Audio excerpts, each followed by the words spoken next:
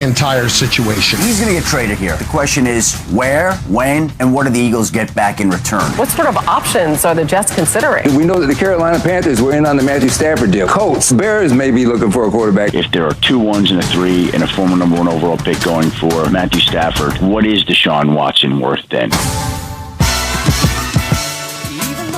I guess the answer to that question, Adam, is a king's ransom. It's actually a great point. If you think Carson Wentz is broken beyond repair and somebody's going to give up a haul to get him, what are you thinking about Deshaun Watson? It's actually a great point by Schefter, who yesterday posited why only 2 teams were interested in the greatest quarterback that's ever walked on planet Earth in free agency.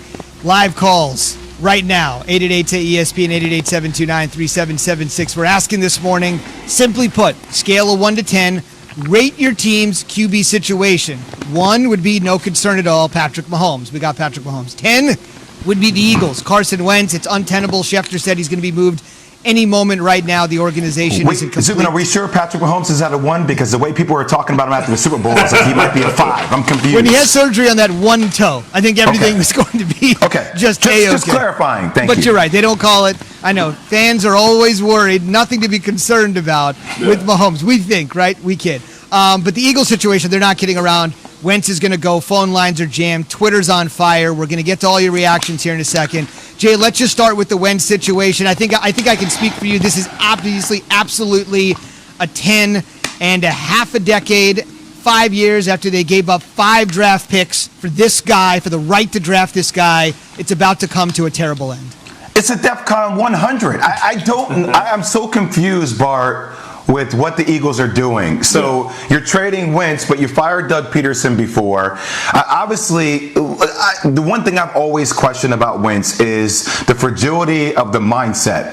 And Key and I have argued about this, and it's good that you're here because I think you could be a third party and get your opinion on this. Because my thing is, if you want the job, go take it. Go take it. Like, I need my quarterback to have that mentality. Oh, you guys want to flirt around? You want to play around with my job? Oh no, I'm going to let my play on the field dictate what you think, and I'm going to bust my tail to make sure that you understand this is my team. Now the situation that he's in, I feel like this is Jalen Hurts' team. Even with the way things ended, with them benching Jalen Hurts and not letting him play for the backup. You know what I mean? Like, I feel like you have to let Carson Wentz go somewhere else. Yeah, I think this relationship is beyond repair. I think if something happened where Carson Wentz lost trust, and they lost trust in him. I mean, you don't have a quarterback that was in the MVP conversation a couple of years ago, and then go back and draft a second-round draft pick, a guy that's kind of being the elephant in the room. Because what happens is you start splitting your locker room, right? Because this guy came and played well, played good. I mean, played better than what we expected him to play. He showed some promise, showed that he can be the quarterback of the future. So what happens when he's sitting behind you? If you're Carson Wentz, you know if you play bad in Philadelphia, you're going to hear about it. I just feel like, the trust is lost. But I think that Howie Roseman doesn't get enough blame. We don't hear about him. We hear about Doug Peterson. We hear about Carson Wentz. But the roster, they went all in for a Super Bowl a couple of years ago. And when they went all in, they mortgaged the future. This is a team that's $64 million over the cap. Potentially coming up this year, they have old aging stars. You think about Peters. You think about they brought Deshaun back. Deshaun is never healthy. They instead of getting Justin Jefferson, they went out and got Rieger. It's like they made bad decisions from a personnel standpoint. And whenever you go out and get these high-priced free agents, you have to make sure that you draft well. They haven't drafted well, and I think it's best that both sides part. Indeed. Let's get to your opinion, and I think your point on the Eagles there, Bart and Jay, both obviously making great points, and it was said to be a great marriage. It's obviously heading towards divorce. Callers are on the line. A quick shout-out to those on Twitter at New England 1989, a 10 for his Pats or her Pats. They need their next franchise QB. At Leuven D, 7 on a scale of 1 to 10, with 10 being the worst. Falcons, Matt, that would be Ryan, has a noodle arm. Big Asian 35. WFT. Yeah, Big Asian. That's not me. That would be Small Asian 42. WFT, Washington football team, just straight 10. There's just no qualification for it. Dorman 182. A 3 for the Raiders. He or she posits would be higher if there weren't trade rumors every offseason. That's what happens when you're a quarterback that plays for John Gruden. Let's break the rules. We're going 1 to 10. but Rich is in Houston on ESPN Radio this morning. What do you have? Hey, good morning, fellas. Huge fans of Bart and Jay. Yeah, down in Houston, we had a 15, not a 10. We had a 15 because, man, we got a quarterback, but he don't want to be here because the team don't want to build nobody around him. Honestly, I felt he should have never signed an extension once they got rid of D-Hop because they showing they don't want to win. They just want to keep filling the stands. And people buying merchandise and going to the stands, they not building no winning team out here. They're going to be 79, 9-7 forever until they do something right.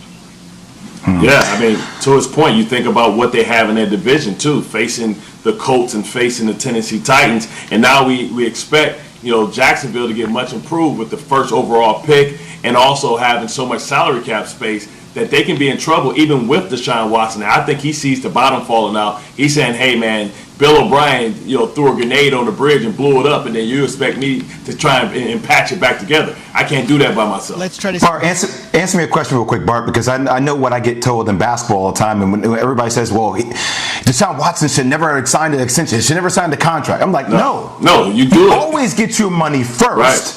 You solidify that, and then you figure out the rest on the back end. And I think that's what we're seeing right now, correct? Is that the same in football? Well, absolutely. He did the power move. I think you look at just in that town altogether, from a basketball standpoint, James Harden had enough, even though they emboldened him, gave him power. He decided not to sign the extension. But you get your money first and secure your future. They can't take that away from you. Now you just got to get somebody else that's willing to give up the assets necessary to get you, and they're going to inherit that salary. No doubt.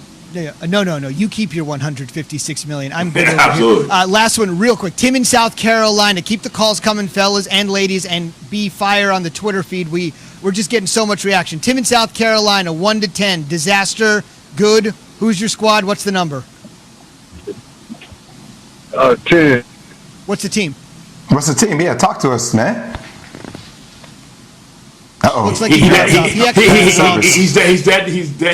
depressed. That hurt. I did see it on the screen. He said Broncos 10. Man, looks like 10, man. Not a lock for Drew Lock yet. He gonna cry in the car. Zubin, how do you feel? How do you feel about the Broncos being 10? That's Broncos Zubin. Yeah, I mean, I would just say in closing, I know we got to run, but I would just say they have not made the playoffs since Peyton Manning retired. We just finished Super Bowl 55. He retired after Super Bowl 50. They have not made the playoffs since then, and I could be saying bye to Von Miller as well, and Jerry Jeudy after my interview. I don't know if you can trust him at all.